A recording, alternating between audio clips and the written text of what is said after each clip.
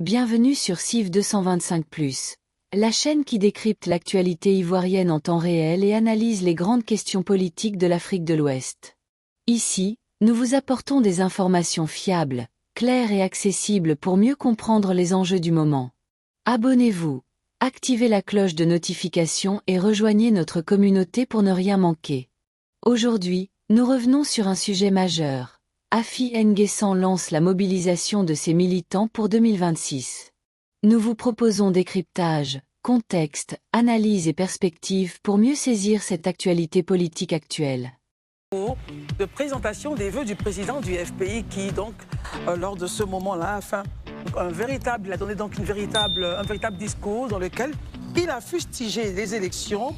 Il a eu des propos donc accusateurs contre le président de la République et le RHDP, l'échec de l'opposition, il en a parlé, les conséquences également de cet échec-là, les promesses et engagements pour 2026, on en parle maintenant. Et puis avec le temps, on regardera aussi du côté du PPACI, où Awa Melo dit, avant de demander un dialogue avec le pouvoir, il faut ouvrir le dialogue au sein du PPACI. Élisée Bouloube, décryptage donc des propos tenus par monsieur Afi N'Guessan. Déjà, lecture complète. Après lecture complète, quel sentiment vous avez avant de rentrer dans le fond? Moi, j'ai tiré deux leçons importantes du discours du président du FPI. La première chose, je pense que le président du FPI, bien évidemment, comme d'habitude, a continué à faire le procès du parti au pouvoir, du président Alassane Ouattara et de son régime, de son parti, qui les traite d'avoir fraudé les élections, parce qu'avoir 200 députés, pour lui, c'est pas représentatif, voilà, de la sociologie du pays. Donc il pense qu'il y a eu fraude, il y a eu tricherie et tout ça. Donc, comme on l'entend de plus en plus, toujours dans les accusations, dans le procès du pouvoir, du régime. Ça, je pense que pour moi, le discours est dépassé.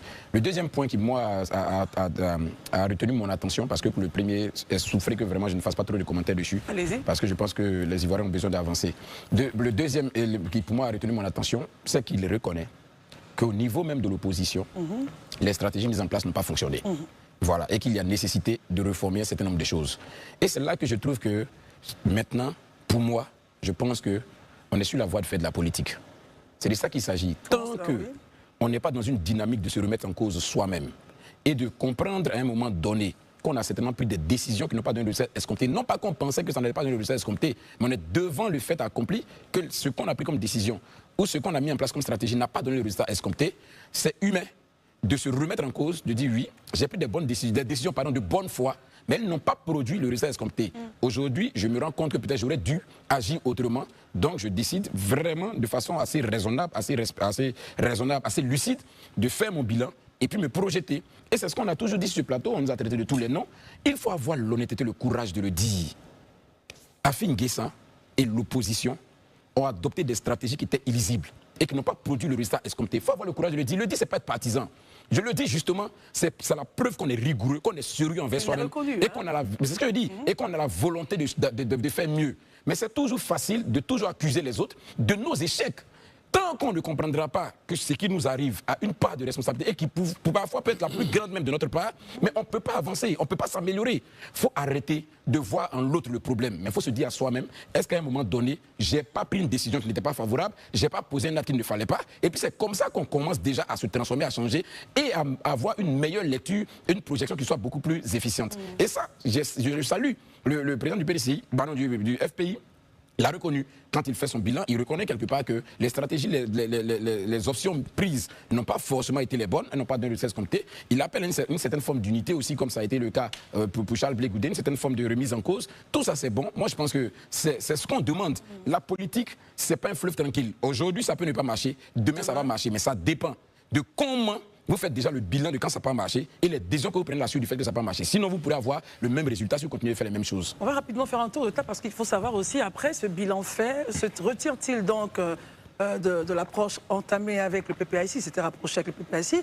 Docteur Barry, lorsqu'il dit par exemple, hélas, les leaders de l'opposition ont été incapables de prendre la mesure de la gravité de la situation et du danger que représente pour le pays le RHDP. Et puis nous avons été incapables de dépasser nos égos. Nous sommes restés enfermés dans les logiques des chapelles, dans la culture de la discrimination et de l'exclusion. Alors au lieu d'un front commun, il parle donc de la CAPSI et puis du front commun PPACI, et puis PPACI, PDCI, RDA.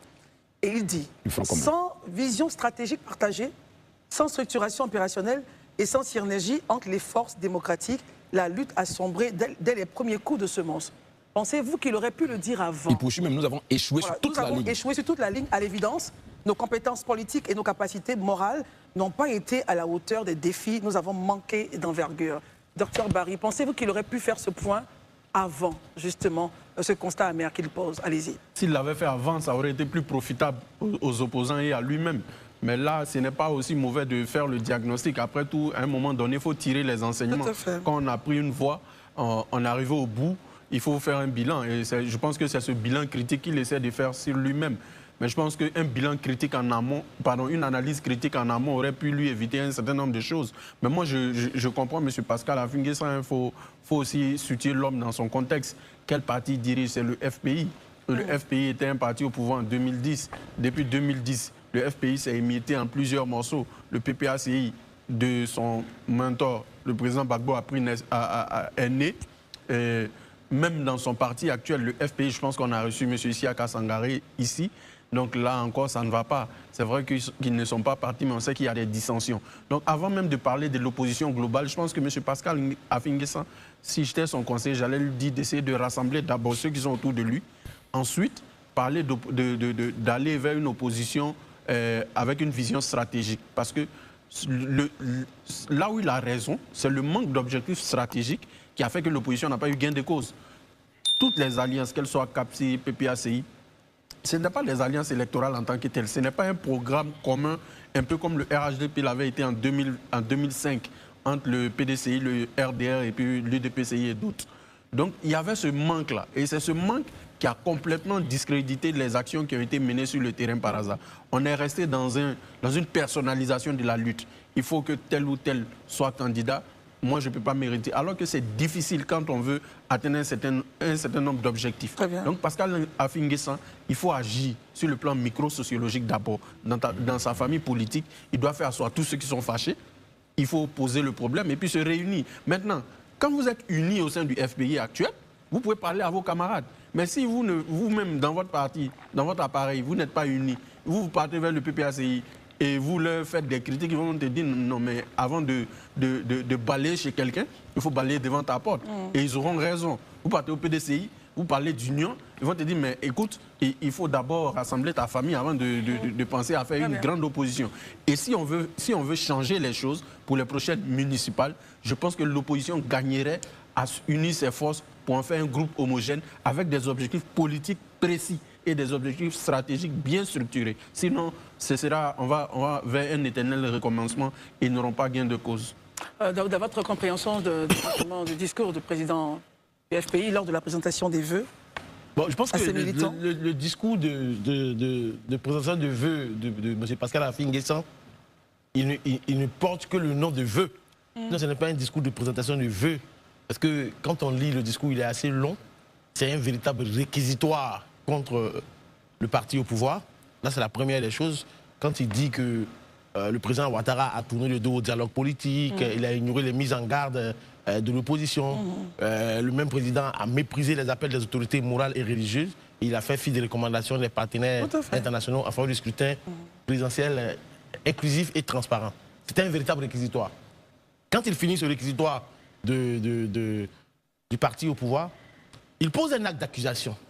Et cet acte d'accusation-là est dirigé à l'endroit de ses camarades de l'opposition, qu'il fustige parce qu'aujourd'hui, avec du recul, Christelle, avec beaucoup de recul, qu'est-ce que nous n'avons pas dit sur la démarche de l'opposition en Côte d'Ivoire sur ce plateau? Et chaque fois qu'on l'a dit, finalement, après les élections présidentielles et législatives, quel est le constat? Comme je le dis, je vous le dis très souvent, le justicier est incompris au moment des faits, mais l'histoire finit toujours par lui donner raison. Parce que ça, on l'avait dit, parce qu'on n'avait aucun plan directeur de l'opposition. Parce que quand on regarde la stratégie de Konza, leur coalition, toutes les coalitions qui ont été mises en place, elles étaient inefficaces. Il n'y avait pas réellement de plan stratégique. Il n'y avait pas de choses prédéfinies pour les Ivoiriens. Tout ce qui intéressait, c'est il faut que lui soit candidat, il faut que lui soit sur la liste, il faut que donc finalement, rien n'a été donné. L'autre chose, il fait un plaidoyer pour une nouvelle culture politique. Parce que là, dans son discours, il est en train...